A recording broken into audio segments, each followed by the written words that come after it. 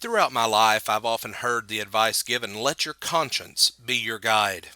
And the purpose of this advice is to encourage individuals to think about the alternatives for a given situation and make the right choice for the right outcome. At times, this may be good advice, but only assuming that the conscience has been properly trained to know what is right and that which is wrong.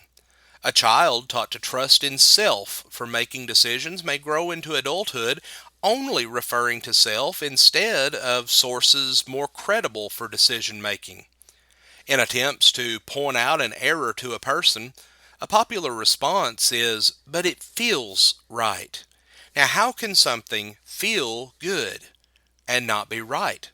Well, the emphasis is usually upon how the person feels and what their wants are, instead of looking for a standard for guidance.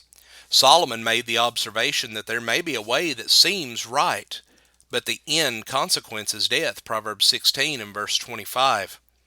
The task, in essence, in determining what is truly right and therefore a standard that is constant and sure, is one that we must be searching for. If one declares that they will act according to a standard of self, they make a declaration that self is reliable and perfect. But the prophet Jeremiah said, O Lord, I know the way of man is not in himself. It is not in man who walks to direct his own steps. Jeremiah 10 and verse 23. But it's easy to note the dynamic nature of man. For this fundamental reason, man is not able to accurately direct his own steps in true righteousness without an external source to set a fixed standard. Man is able to change his mind, and what may seem right today may not seem right tomorrow. But in contrast, God is static and has set the standard and will not move from it. This static nature of God allows the creation of a static standard. James said that there is no variation or shifting of shadow in God, James 1 and verse 17. And just as God is unchanging, the things that God states is true will also be unchanging, John 17 and verse 17. And this is made manifest with the examples of the messages given by angels in Hebrews 2 verses 1 through 4. If the message of angels were sure, how much more would the words of an unchanging God be? Friends, changing the message causes confusion. It causes disorder and chaos and unrighteousness. It causes variances and dynamic flows of moral activity, which by nature is contrary to God, 1 Corinthians 14 and verse 33. But what God calls for is peace, which is only produced from the standard which He has given. And knowing that there is a static standard is not enough until it is identified and then followed. Investigating will show the identity of the standard as the gospel of Christ. Standards are used to make judgments, and it is the gospel that will judge man, John 12 and verse 48. God will judge man justly based upon man's actions in light of the gospel.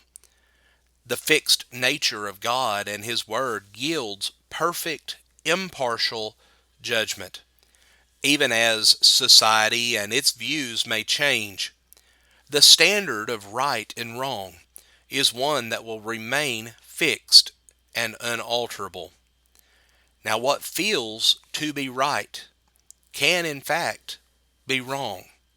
While there are areas of opinion which can allow for multiplicity of acceptable actions, what is under discussion today is only using self as the standard. It can be hard to determine if a matter is just a matter of opinion. However, opinion is not the default or catch net for every question that comes along. Diligent studying of the standard of God will show if we can use our own opinion or if God has already stated what is acceptable to Him. In the end, actions cannot be justified by simply saying that it feels right. If actions can be justified by self alone, then right and wrong become subjective and relative. In this circumstance, judgment of any kind becomes impossible. anything and everything would be justified, and judgment cannot be exercised. But in reality, though, truth is established and preserved by God forever. 1 Peter 1 and verse 25. Friends, we thank you for joining us for our program today, and have a blessed day.